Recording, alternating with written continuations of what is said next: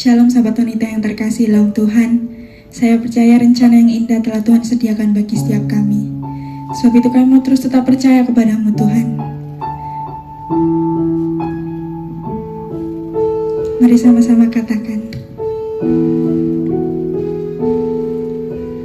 Ku tak menyerah, walau kadang ku tak mengerti,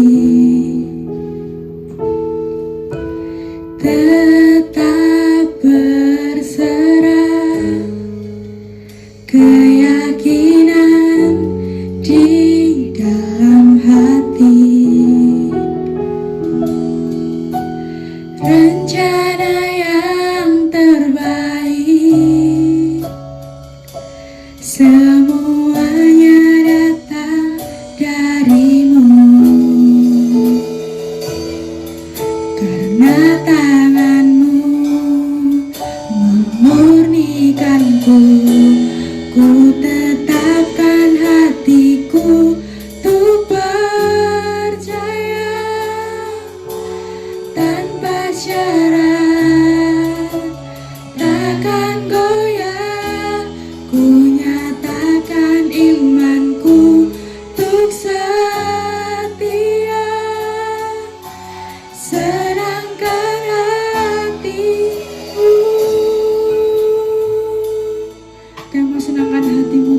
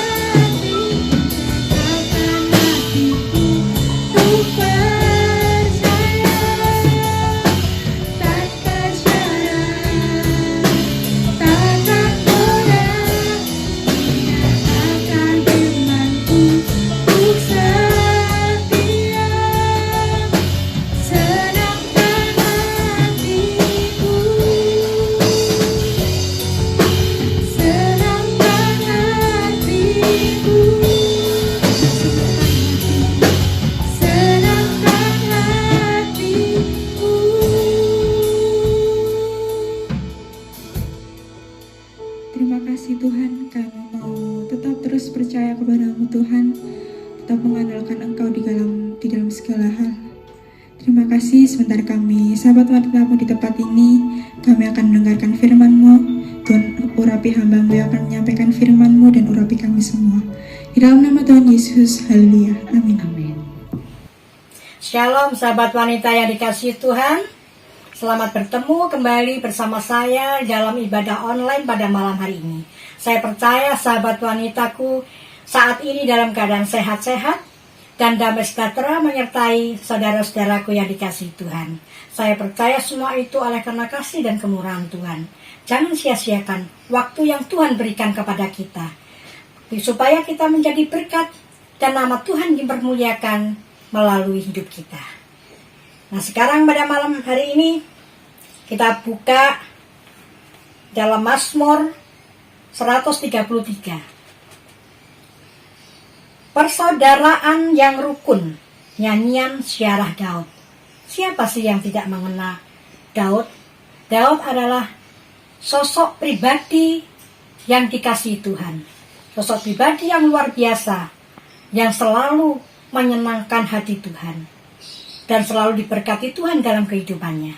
Pada malam hari ini marilah kita bersama-sama belajar tentang kehidupan Daud yang senantiasa dekat dengan Tuhan dan mengasihi Tuhan dengan segenap hati.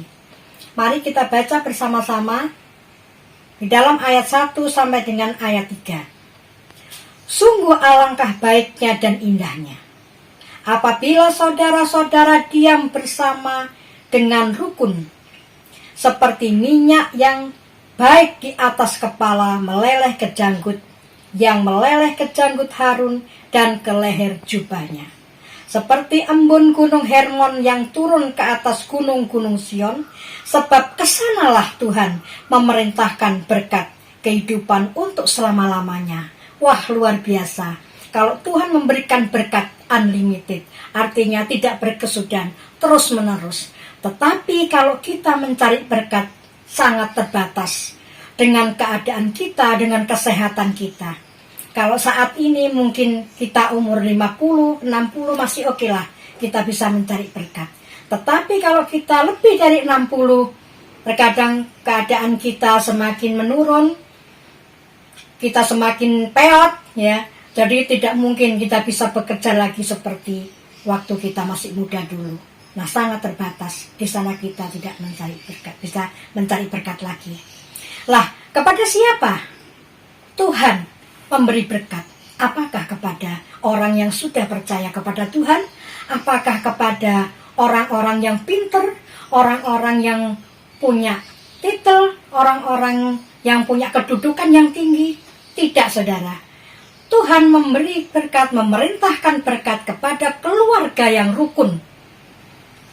Nah, artinya kita harus melakukan yang Tuhan mau di dalam hidup kita. Apa yang harus kita lakukan? Saya pernah melihat slogan yang mengatakan, ukirlah kebaikan seseorang sekitarmu, di keluargamu. Kebaikan itu kita ukir di atas batu. Tetapi keburukan, kekurangan mereka kita ukir di atas pasir. Apa artinya? Kalau kita ukir di atas pasir, kita bisa melupakan dan semua itu bisa cepat hilang. Maka dari itu yang kita sering alami, kita yang sering lakukan, saudaraku, seringkali kita lakukan keburukan, kekurangan saudara-saudara kita, keluarga kita, anak kita ukir di atas batu, bukan di atas pasir, di atas batu. Jadi kita tidak bisa melupakan semuanya itu karena sudah kita ukir di atas batu. Itu sangat sulit untuk melupakannya. Maka dari itu, mana mungkin kalau kita tidak melupakan, kita bisa menciptakan kerukunan kepada keluarga kita, saudara kita. Nah, yang Tuhan mau adalah kita melupakan semua keburukan-keburukan dari saudara-saudara kita, dari orang-orang yang terdekat kepada kita. Mana mungkin semua orang tidak pernah melukai kita. Sekalipun itu suami kita yang kita cintai, sekalipun itu pendeta, sekalipun itu istri yang kita sayangi, anak-anak yang kita sayangi dan sudah kita besarkan, orang tua yang kita sayangi, kita hormati, semua pernah melukai hati kita, pernah menyinggung, menyakiti hati kita. Nah, mari kita semua bisa lupakan apa yang buruk-buruk tentang mereka semua yang sudah melukai hati kita, sehingga tidak akan timbul kepahitan. Karena apa? Karena iblis paling takut kepada keluarga yang rukun, keluarga yang rukun dan damai, gereja yang rukun, gereja yang bersatu. Kalau iblis melihat kita seringkali tidak bisa melupakan keburukan-keburukan mereka dan melukai hati kita, selalu kita ingat-ingat, maka iblis di sana akan bersorak-sorai melihat, oh ternyata orang Kristen tidak punya power. Kenapa orang Kristen tidak punya power? Apakah kita seringkali tidak ibadah? Apa kita tidak pelayanan? Apa kita jarang untuk memuji-muji Tuhan? Tidak. Karena kita tidak bisa melupakan keburukan, kekurangan pada saudara-saudara kita. Kalau kita mengatakan, oh mereka baik, seringkali bisa kita katakan seperti itu, mudah sekali kita. Karena saya sering berbuat baik. Tetapi kalau kita melupakan keburukan mereka, kita sangat sulit. Mari kita lihat seseorang Rut yang begitu baik, bisa hidup dengan mertuanya, yang mertua yang bukan happy ya, mertua yang jutek, mertua yang suka mengatakan perkataan-perkataan yang pedas, mertua yang punya kepahitan.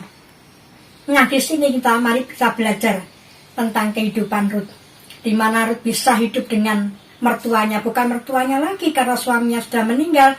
Jadi ini adalah bekas mertua yang seringkali mengatakan kata-kata yang pedas.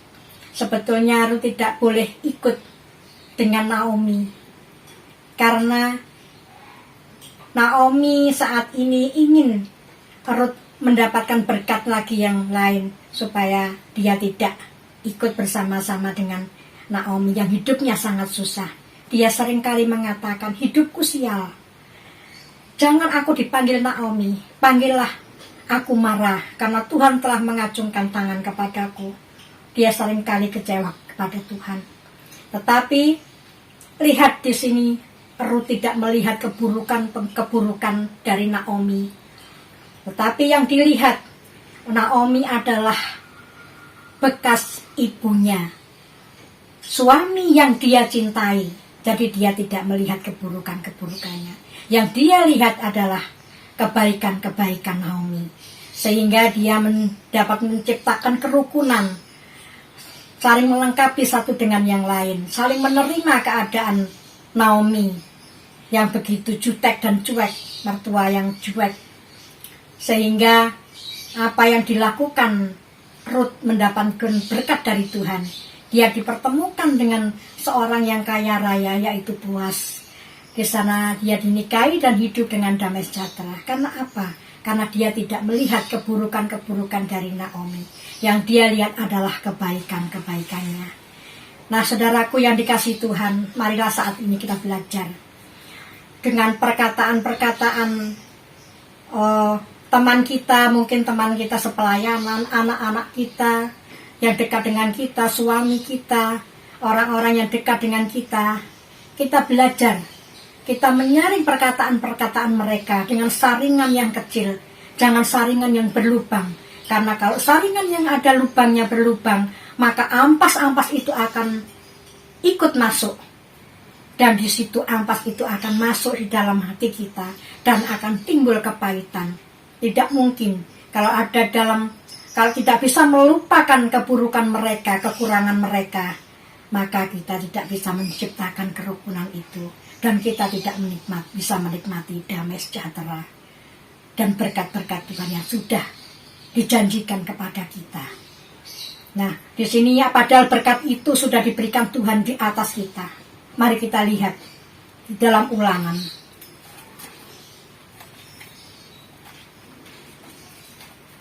Di dalam Ulangan 28 ayat yang ke-8. Tuhan akan memerintahkan berkat ke atasmu di dalam lumbungmu dan di dalam segala usahamu. Amin. Di sini Tuhan sudah memerintahkan, berkat itu sudah diperintahkan Tuhan ke atas kita, sehingga kita tinggal menurunkannya. Tetapi di saat ini apa yang sudah kita lakukan, kita tidak bisa melupakan keburukan, kejelekan orang, maka kita tidak bisa berkat itu turun ke atas kita. Nah, saudaraku yang dikasihi Tuhan, sahabat-sahabat wanita yang dikasihi Tuhan, mari kita saat ini ubah pola pikir kita menjadi pola pikir yang baik. Jangan kita menoleh ke belakang seperti istri Lot yang menoleh ke belakang apa yang diterimanya. Dia menjadi tiang garam. Tetapi kalau kita melihat ke depan, karena berkat-berkat Tuhan sudah ada di atas kita dan masa depan kita sudah ada di depan kita, maka kita bisa meraih berkat-berkat itu yang sudah Tuhan berikan kepada kita, yang Tuhan sudah janjikan kepada kita. Marilah, apalagi di saat seperti ini, sahabat wanitaku yang dikasihi Tuhan, mari kita jangan ingat-ingat lagi keburukan dari siapapun, dari teman sepelayanan kita, dari anak-anak kita, dari suami kita, siapapun yang melukai hati kita, kita lupakan.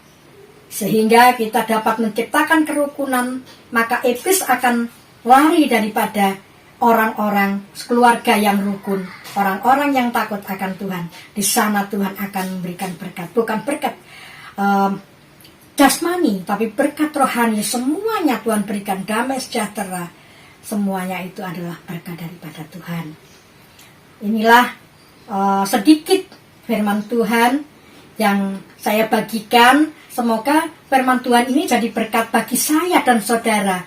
Kita dapat mengubah pola pikir kita, kita hilangkan semua keburukan-keburukan, kekurangan, kejelekan dari teman-teman kita, dari sahabat kita, dari anak kita, keluarga kita. Kita ciptakan keluarga yang rukun, anak-anak Tuhan yang rukun.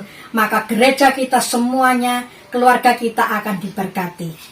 Terima kasih, demikian firman Tuhan. Kiranya Tuhan memberkati.